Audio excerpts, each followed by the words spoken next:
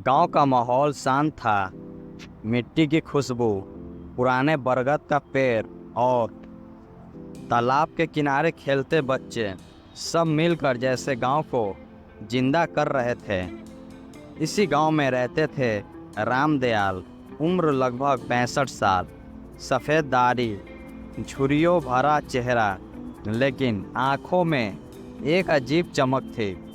लोग कहते थे रामदयाल बुढ़ा हो गया है, अब उसकी ज़िंदगी में क्या नया होगा। लेकिन गांव वाले नहीं जानते थे कि किस्मत ने उसके लिए एक अजीब और हैरान कर देने वाला मोड़ तैयार कर रखा था। उसी गांव में रहती थी सुहानी, 18 साल की खूबसूरत, चंचल और मासूम लड़की। उसकी आंखों में सपनों की पूरी दुनिया थी। गांव का हर लड़का उसकी झलक पाने को तैरता, पर सुहानी मन का तो किताबों और अपनी माँ के सपनों में उलझा था।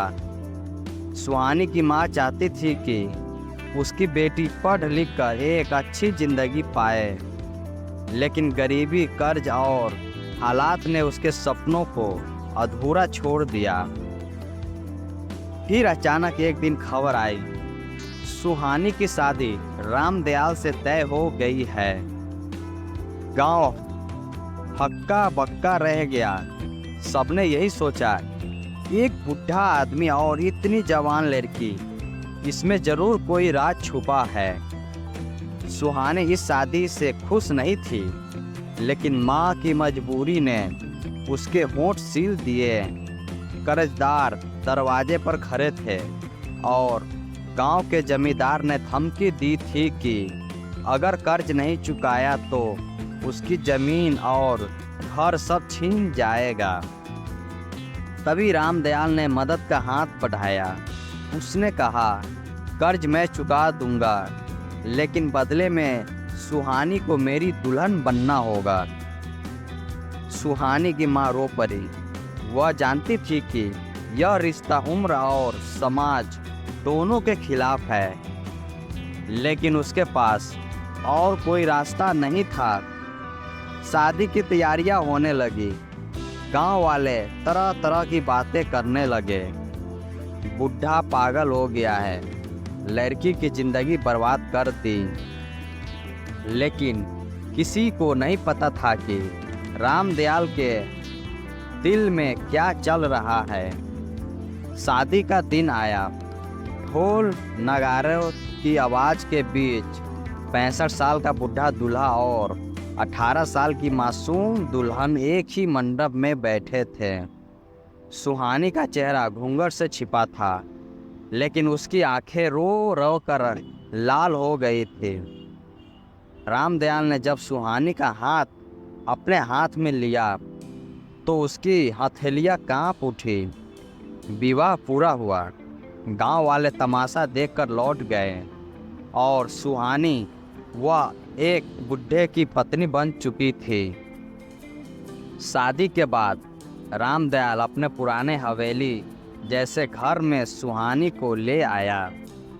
घर बड़ा था, लेकिन सुनसान और वीरान। हर कोने में अंधेरा पसरा रहता। सुहानी डर के मारे चुप रहती। उसे लगता जैसे इस घर की दीवारें भी उससे सवाल पूछ रही हो, क्यों आई हो यहाँ, किसके लिए। रामदयाल भी चुप था। वह सुहानी से बात करता, पर बहुत धीमे और सम्मान के साथ। उसने कभी उसके करीब आने की कोशिश नहीं की।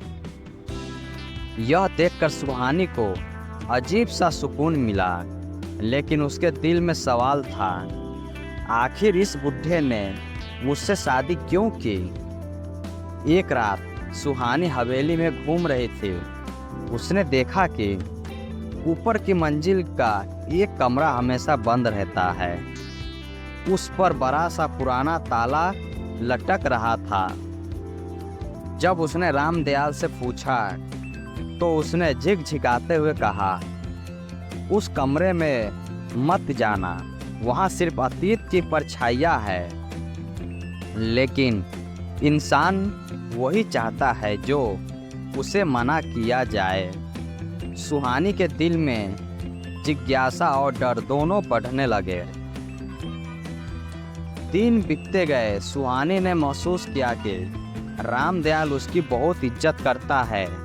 वह उसके हर छोटे काम का ख्याल रखता है, कभी उस पर हक नहीं जताता। धीरे धीरे सुहानी को उसके स्वभाव में एक अजीब मिठास दिखने लगी। वह सोचती, क्या यह बुढ़ा सच में मुझे चाहता है या सिर्फ किसी राज को छिपाने के लिए शादी की है। रामदयाल अक्सर उसे देखता, लेकिन उसकी आंखों में कोई वासना नहीं थी, बल्कि एक गहरा दर्द छिपा था। एक रात तूफान आया। हवेली की खिड़कियों जोर जोर से हिलने लगी। अचानक ऊपर वाले बंद कमरे का ताला खुल बखूद टूट गया। सुहानी का डर उस पर हवेली हावी हो गया, लेकिन जिज्ञासा ने उसे उस कमरे तक पहुंचा दिया। अंदर उसने देखा, कमरा पुरानी तस्वीरों से भरा था। दीवार पर एक बड़ी फोटो टंगी थी, जिसमें रामदयाल और एक बेहद खूबसूरत जवान लड़की खड़ी थी। तस्वीर देखकर सुहानी की रूह कांप उठी। ये लड़की कौन है? उसी वक्त रामदयाल वहां आ गया। उसकी आंखों से आंसू बहने लगे। उसने कहा, ये मेरी पहली पत्नी थी, जिसका नाम भी सुहानी था। रामदयाल ने धीरे धीरे पूरा सच बताया। वह लड़की उसकी जवानी का पहला प्यार थी। दोनों ने छुप कर शादी की थी, लेकिन गांव के जमींदार को यह रिश्ता मंजूर नहीं था। उसने उन्हें तरपा तरपा कर अलग कर दिया। उसकी पत्नी की मौत रहस्यामी हालात में हुई। तब से रामदयाल अकेला रह गया। उसने कहा, तुम्हें देखकर मुझे अपनी वही सुहानी याद आई। तुम्हारी मासूमियत बिल्कुल उसकी जैसी है। मैंने तुम्हें सिर्फ इसलिए अपनी दुल्हन बनाया ताकि उस अंधेरे रिश्ते को पूरा कर सकूं। पर मैं जानता हूँ, मैं बुढ़ा हूँ, तुम्हारी जिंदगी बर्बाद नहीं करना चाहता। सुहानी यह सुनकर सस्त रह गई। उसे समझ नहीं आ रहा था कि यह प्यार है या पागलपन, लेकिन अब तक उसने महसूस किया था कि रामदयाल ने उसे कभी छुआ तक नहीं, सिर्फ उसकी इज्जत की। धीरे धीरे सुहानी का मन नरम पड़ने लगा। वह सोचने लगी, क्या वाकई मोहब्बत उम्र की मोहताज होती है या मोहब्बत सिर्फ एहसास है। दिन बीते। दोनों के बीच खामोशी रिश्ता अब दोस्ती में बदल गया। रामदयाल उसके साथ बातें करता, उसके सपनों को सुनता। सुहानी उसके लिए खाना बनाती, उसके कपड़े संभालती। फिर एक दिन सुहानी ने खुद कहा, अगर आपने मुझे इज्जत दी है तो मैं भी इस रिश्ते को पूरा करूंगी। रामदयाल हैरान रह गया। उसकी आंखें भर आई। लेकिन तभी एक नया सस्पेंस सामने आया। सुहानी की मां ने बताया कि जमींदार अब भी उसकी ज़मीन पर कब्जा करना चाहता है और वह चाहता है कि सुहानी उसके हवेली में आकर रहे। यानी असली खतरा अभी ख़त्म नहीं हुआ था। रामदयाल बुढ़ा जरूर था, लेकिन उसने हार मानना नहीं सीखा था। उसने जमींदार का सामना किया, गांव की पंचायत बुलाई। सभी गांव वाले ने देखा कि बुढ़ा आदमी अपनी जवान पत्नी के लिए किस तरह खड़ा हो गया। उसकी आंखों में जो हिम्मत थी, उसने गांव को सोचने पर मजबूर कर दिया। आखिर पंचायत ने फैसला किया कि जमींदार की बात गलत है और सुहानी हमेशा रामदयाल के साथ रहेगी। अब सुहानी और रामदयाल दोनों के बीच रिश्ता नया मोड़ ले चुका था। सुहानी उसे सिर्फ पति नहीं, बल्कि एक सच्चा साथी मानने लगी। रामदयाल के दिल में अजीब सुकून था। उसने अपनी पहली मोहब्बत का अधूरा सपना और पूरी तरह जी लिया।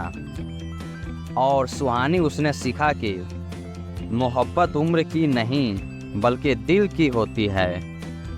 गांव वाले अब भी कहते थे बुढ़े ने जवान लड़की से शादी की थी, लेकिन सच्चाई यह थी कि उस शादी में मजबूरी में भी थी, रहस्य भी और सबसे गहरी मोहब्बत भी। सुहानी और रामदयाल का रिश्ता समाज की नज़र में अजीब था, लेकिन उसके दिलों में यह रिश्ता सबसे खूबसूरत था। धन्यवाद।